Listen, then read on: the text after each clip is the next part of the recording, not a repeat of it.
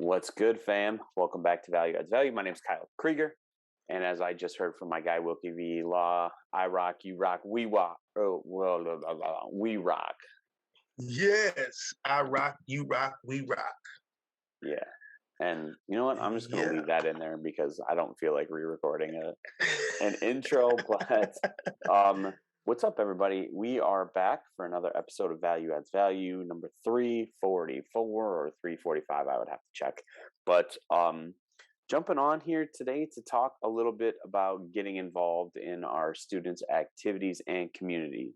So, Will, do you want to jump in and just kind of talk a little bit about how you see this benefiting teachers? Because I know for myself, and you and I talked about it, it can seem really difficult to prioritize, giving, or not to prioritize, but to sacrifice is the word you used yesterday, to sacrifice that time when you could be doing so many other things to go to events for our kids. But the benefit is huge. So what got you thinking about this? Well, this whole homecoming week had me thinking about it. This is the first time we actually did like a true homecoming week where, where they made the big moms and everything and door decorating contests and stuff like that. Like, I remember that from high school. I remember that experience in high school. And I remember how it brought the people together. My daughter at her school last year for homecoming, they decorated freshmen had a hallway, sophomores had a hallway, juniors and seniors had a hallway. And that's how they did their competition. So it brought the freshman class together, it brought the sophomore class together, the junior class, and it brought those teachers together. Um, and that's what had me thinking about this right now, because I noticed how kids saw me differently this week when they saw me go in and I was twinning with one of the other teachers on the campus, and they were like kind of looked like Schwarzenegger and DeVito in twins because he's like 6'4". I hadn't even thought about that when I saw that picture. Yeah. So that's where we were, and then dressing up for Tacky Day and dressing up for the Throwback Day, dressing up in the Toro blue. The kids were actually excited and wondering, like, "Oh, I knew you were going to do something like this. Oh, that's wild, Mr. Law." See, those little things to where they can see you outside of your comfort zone and see you as something else. I think it makes a big difference. Not alone, let that that's every day that you can make a difference doing that, showing up.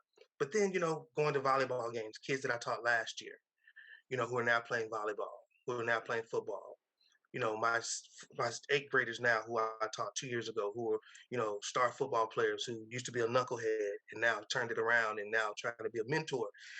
It's like being part of that side of a kid's life makes a difference, because you don't know, you may be the only person showing up at that game for that kid. I know when I played basketball in middle school, my dad never came to any of my games. I remember having the feeling of letting him know the games are there and him not showing up, me looking out and him not being there. Like, I remember that feeling, but I also remember looking up and seeing, one of my teachers out there, who supported me. I remember seeing that and having that experience and saying, okay, somebody's here for me.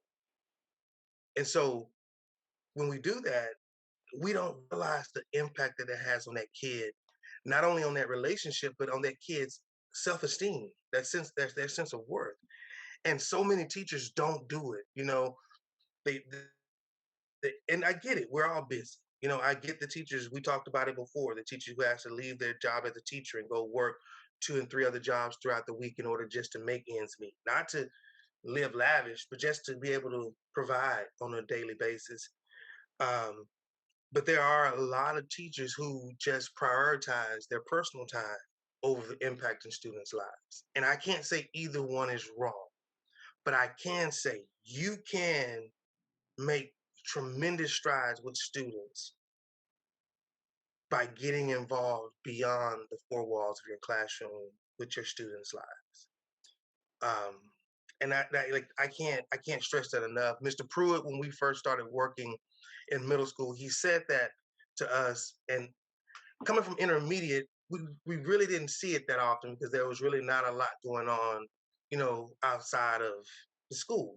There was occasional band concert or a choir concert that we went to during the holiday season or something. But it was really not that sense of gaining school spirit and rallying behind a team. And it's like I have a wall in my room that has the article that was written on Jones Toro's athletic department. And the kids, during the first couple weeks of school, they were like, "Can I go see what that is?" Yeah, and they go read the article, and they were like, "That's Coach Butler. That's our PE coach." Yeah, because they see a picture, they see an article, they know it comes from a magazine, they see all these pictures of these kids. Now I have something to look up to. There's something bigger than me. There's a legacy that's growing, and to be a part of it, you got to be a part of it. Yeah. And, the thing that struck me first, and I'll make a couple points here that, is different and is a part of, you know, me not understanding it when I first started teaching is my family was at everything. Like my parents were at everything, my grandparents were at everything, like every golf match, every basketball game, every cross country meet. Like I very rarely could look up in the stands and not see someone from my family. So for me, I took that for granted. I took that for granted when a teacher would show up. I took it for granted and I didn't understand the gravity of it until I started teaching and coaching. And it would always amaze me when I started coaching is that it wasn't just the athletes that saw you different. There were so many kids. The other kids started to see like, oh, Mr. K's more than just this guy teaching us social studies. He's a football coach. And you build the relationship with the football players, and those good relationships from football spill over into the other relationships. And it was just always so amazing to me. I remember the first time I got invited to a quinceanera, and I was like, I asked one of the guys I taught with, I'm like, what do I even do with this? Like, he's like, you better take your ass to that thing. Me not understanding, but like he was explaining, like that's like a real honor to get invited to that. Like that's a really big event for kids. Mhm, mhm. And showing up at stuff like that, it just made such a big difference. And I think that was part of the problem when I started with you is I lost out. We didn't have those opportunities to go to games and to do stuff, and there wasn't all of the available activities Mhm. that you could go to at the fifth and sixth grade level. True. And now seeing what we're doing at Jones and thinking back about what we were doing over at Stellick, I think to myself and say, when you don't have those opportunities in those moments, it's responsibility of the teachers to create them, To make them. to make them. Because I started the Mac Club. That creates for students. Now there's a group of students that I probably would not have come in contact with that I came in contact with because I created something and brought them together. And I still have more kids now, even now. Is it too late for me to join? Is it too late for me to join? No, come on in, come on in. So you're still fostering those relationships because you're creating a space. We have an anime club at my school. You know, um, there's an art club. There's so many different clubs and opportunities. There's a prayer club where they meet every morning and pray. Like these are kids clubs that kids can have come up with. And so I think that as educators, it's important.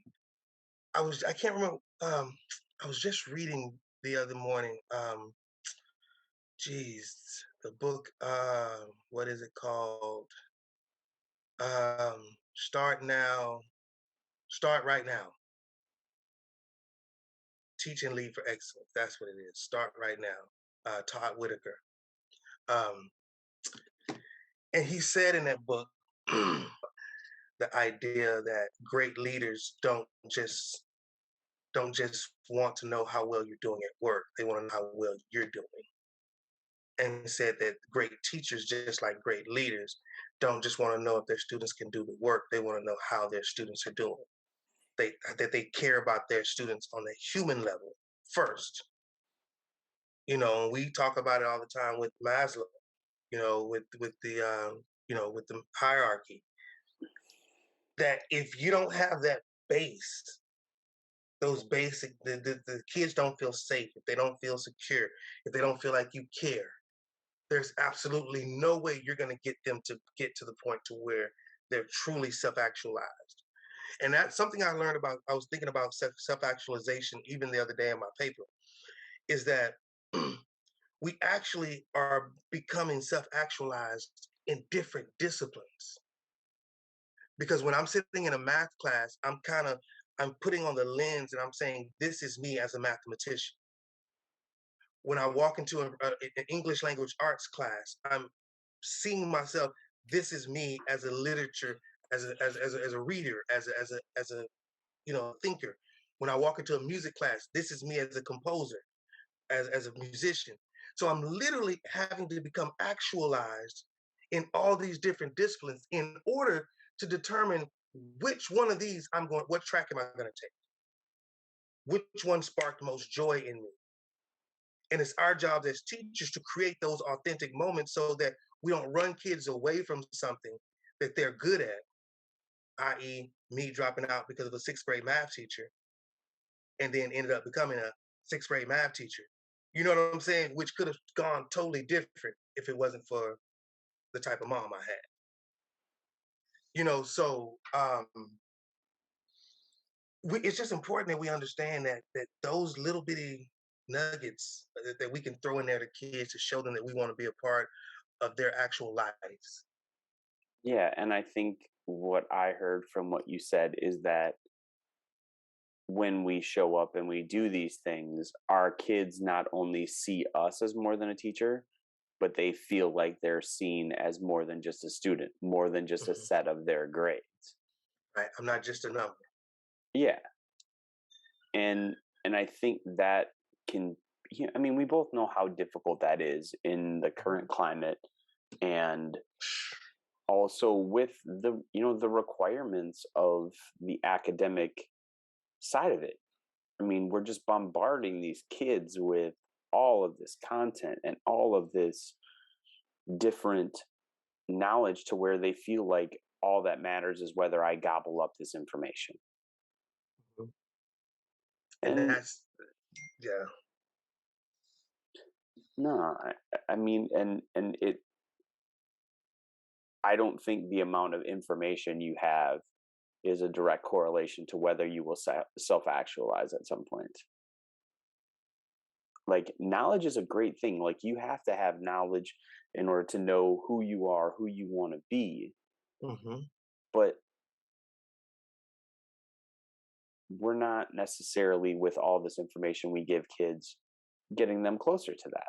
When so many of them feel like all that matters is that I perform well on this assessment, or I do well on this particular assignment, or I get this particular grade, rather than actually learning.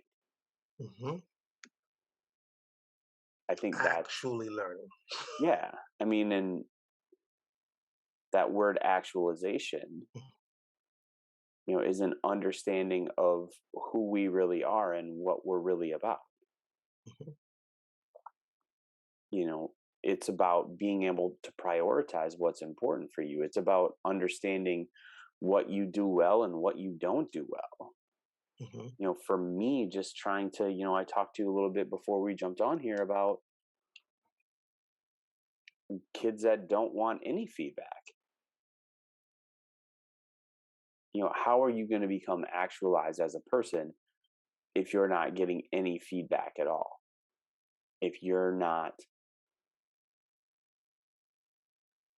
open to what other people are saying to you? And that is something that we as teachers shy away from. Like, you and I were also talking too about getting involved with parents, like contacting parents, and we're always so afraid that it's going to turn into this like blow up where you're going to get your behind chewed by a parent, and maybe you will, but the majority of the time it's going to go way better than you thought it would, and it's going to make way more of a difference. And I think that's the same thing with like going to these games or recitals or parties or whatever it might be. The risk of it blowing up in your face is so minimal, and the benefit of it is so great. And I just think it's always surprises me how easily I lose sight of that, Mm-hmm. how easily I lose sight of the cost to benefit ratio. And you got to also remember this, that you can't get anything great without a sacrifice. Like nothing great comes without a sacrifice, ever. And so, even in the realm of creating or building great relationships with students, there comes that sacrifice of finances. Let me deck out my room, and we know teachers do it all the time. Spend, anywhere between $100 to $500, some $2,500 to decorate their rooms out of their own pockets. You know, every year to support their students' learning. The sacrifice of time, the giving up of yourself for tutorials, for early morning 0 hours, for duty. I look at duty as being, some people will complain about, oh, if I have to be here to this time, why do I have to show up at this time? And it's like it's a sacrifice. Yeah, your clock hours start here, but this is a sacrifice time to say, because I want to make sure my students are safe and secure, then I'll get up early to get here early in order to make sure that the team can work and the team can function. You know, when I think about great teams and I think about what made them work, it was that they were all selfless in their selfish quest. Because again, playing football as a running back, I still feel like it's me against all of y'all, and I'm trying to juke the boots out of anybody.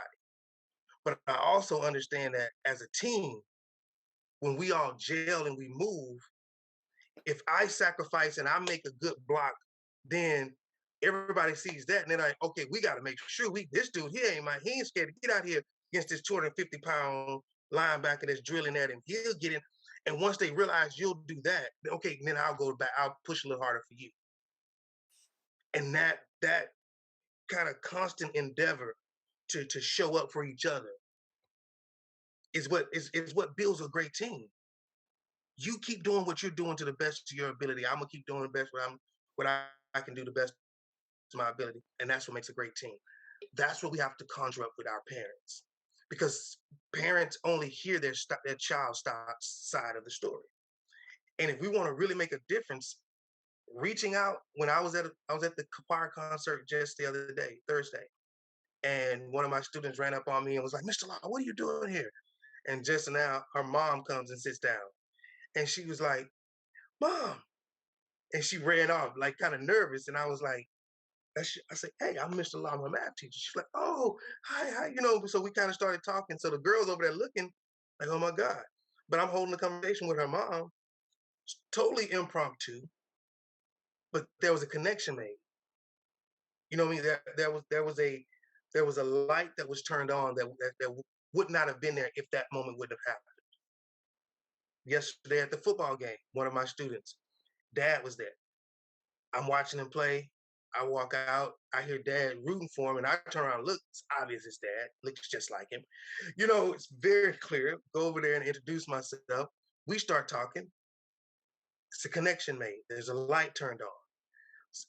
That would not have happened outside of the fact of me calling saying, "Hey, I need to have a meeting with you. Can we do this? Can we do that?" I didn't have to do that now because now I've established a relationship. So he'll probably answer my call faster now when I do call. You know what I mean? Hmm. And it's Hmm. funny because I've already called and emailed this year and haven't gotten a response. But yesterday, I was able to make a connection,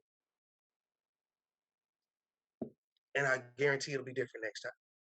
Yeah, and what I was just thinking too with what you said, the analogy of the team who, when one person sees somebody working hard, it inspires them to work a little bit harder. And I think that that's a part of why it's important to do this stuff. And even you just speaking to me about duty, like I complain, that I have this 10-minute recess duty because it's stressful, it's anarchy, it's like kids just running around and they need that little 10-minute period. But if I change my perception of that, if I change my mindset on it, it can be a valuable asset to me. And the thing that I thought about with what you said is like showing up at stuff, being around for stuff, it shows the kids that I'm willing to work a little harder and inspires them to work a little harder. And then I see them working a little harder. So now I'm going to work a little harder. And it goes even to stuff like grading and being willing to put more of yourself out there. And I think that's a really important frame of mind because most of the time when we have these discussions with ourselves about what we want to do, it just boils down to how do I have the time for this? And all of the other things that I'm going to have to give up in order to have that time or whatever it might be. But if you really crunch the numbers a little bit on it, the benefit that you would get from it, the things that you may be able to do because of it, man, it's worth it. It's so worth it. Man, I keep going back to that idea that nothing great comes without a sacrifice. And the biggest sacrifice that you can give somebody is your time because everybody only has the same every day. Everybody has 24 hours a day to get what they have to get done. And to know that I would take out an hour of that I can't get back to be there for you. Yeah, that I think that when you live in that moment, it makes things so much better. Yeah, I mean, but how often, like, that's just what is amazing me, even just with us talking about this and reflecting on my own experience, how unwilling I am to just take it that far.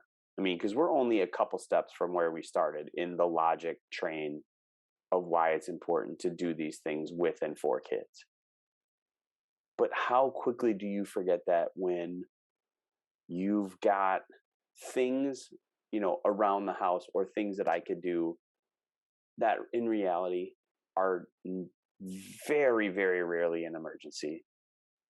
I could leave Brittany at home one night a month to eat her own dinner and watch a game. Like that really is not that much of a sacrifice at all. Even with my conferences coming up, thinking about, man, I got to give up 4 hours on a Tuesday night to talk with these parents. But rather, I got to say to myself, I got 5 minutes with these parents to let them see me just a little bit better. Hmm. Hmm. And if I own that 5 minutes each time, how much am I gaining? How much how much am I gaining across this school year if I change my mindset on that 5 minutes?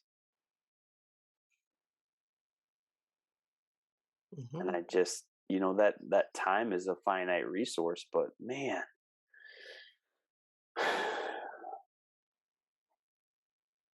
and how much are you gaining on the back end? How much less time are you going to spend doing parent phone calls and parent contacts and dealing with kids who are bad and all that stuff if you're willing to just give that little bit of time on the front end? Tell you, I think the greatest investment we can make is in connecting with those kids early, connecting with those parents.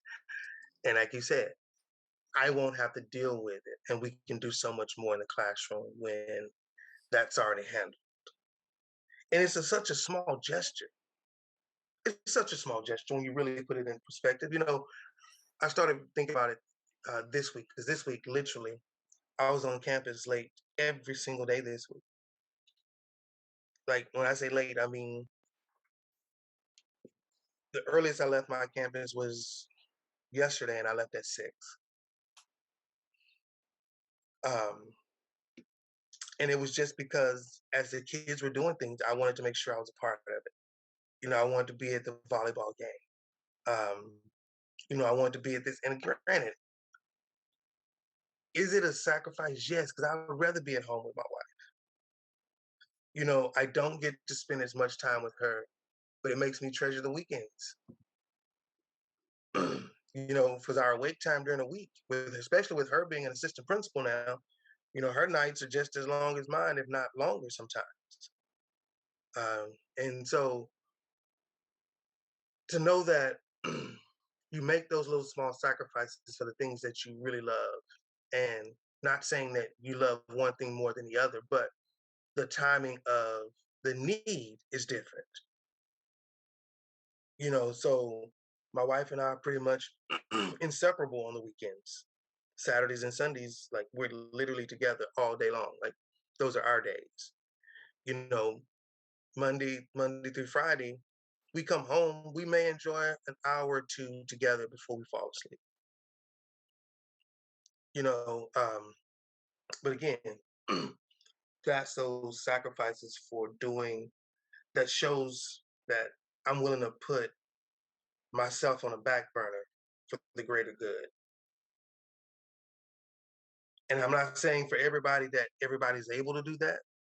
You know, sometimes I can't stay that late. If I have to go get Nevaeh from school, if they're starting their rehearsals now, so I'll be daddy Uber for the next 3 months while the rehearsals are going over till 7:30, 8 o'clock at night. So that takes away time. But again, that's a sacrifice that I'm willing to make. I'll sacrifice that 45-minute drive there and back, hour drive to show her that I support you in what you're doing. Yeah. And like I say, man, it just shows them that I'm important to somebody. Yeah. And I don't know exactly, maybe you know the correct phrasing of it, but it's that adage of one one person can't do everything, but everybody can do something, or whatever it is. As teachers, like you said, we can't all be the hero teacher that is at school until 7 o'clock every night, Right. because we know, like, that's not tenable. That's not a tenable situation to do for everybody, especially. But whatever you can give, even Mhm. if it's once a quarter. It's not equal in giving, it's equal in sacrifice. That's Bible. It's not equal in giving. We don't have to give the same, but it has to be equal in sacrifice. There has to be some sacrificial encounter that takes place, because if not, you're robbing. You're robbing and you're robbing the culture of the school. Because when teachers don't get involved in the school culture in a positive way, it forces kids to not get involved in the culture in a positive way, which now makes your culture not be what you wanted. I put a challenge out to my kids, and I was mad that I didn't do it earlier. I said, you know what? The kids with the highest percentage of kids who dress out for Spirit Week, and this was on Thursday and Friday, they'll get a prize. The whole class will get a prize, and everybody who dresses out will get positive plus 10 points on the next exam, bonus points. And they were like, "What?" And I had a lot of kids participate those last 2 days because of that. And one of my kids won for the best mom. So I'm pretty excited about that. Um, So but it's like, how can we expect kids to want to be part of our culture at the school when the teachers itself that make up the school are not getting involved in the school culture? My old pastor used to say, it's a poor dog that won't wag his own tail, a poor frog that won't praise his pond. So, as teachers, it is important for us to get involved so that students can get involved, and that creates the culture. And as right now, as I'm talking about it, one of the persons that I really think about when I do this is right here, who walks the walk, talks the talk, who's there, who's involved, who's engaged, who sacrifices, who gives, who moves in order to move. We can't just sit stagnant and think kids are going to grow and want to get to know us just because we're the sage on the stage within the four walls we're in. Show them that you're willing to learn something about something new that they're part of, and it'll make all the difference in the world. All the difference. Mm. How do you feel about making that the wrap point of this ep? That sounds good to me. Yeah, and it's man. a kind of great plug for Principal Ra. Principal Amen Raw out there in Compton.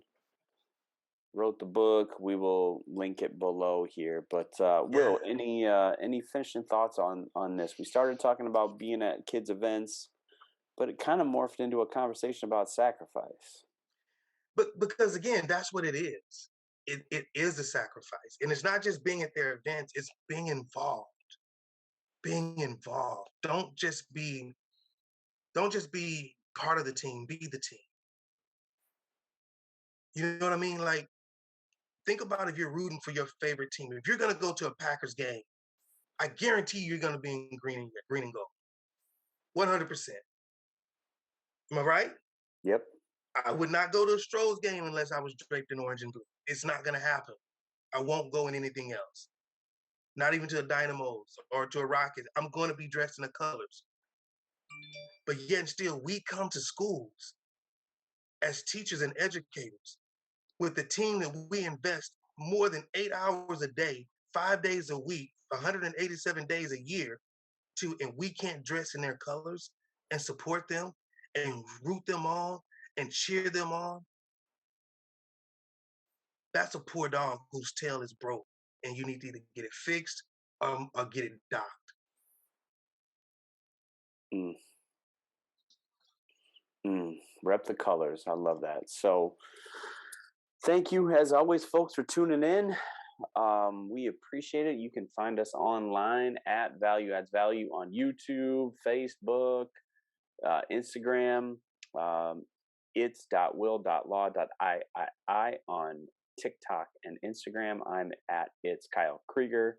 I think, Will, you got me motivated to get back on the TikTok as long as I can manage to not go down the TikTok rabbit hole when I'm on there. But we appreciate you being here. We appreciate you listening, and we appreciate being a part of this profession with you. So hope everybody has a great week. We'll talk to you again soon.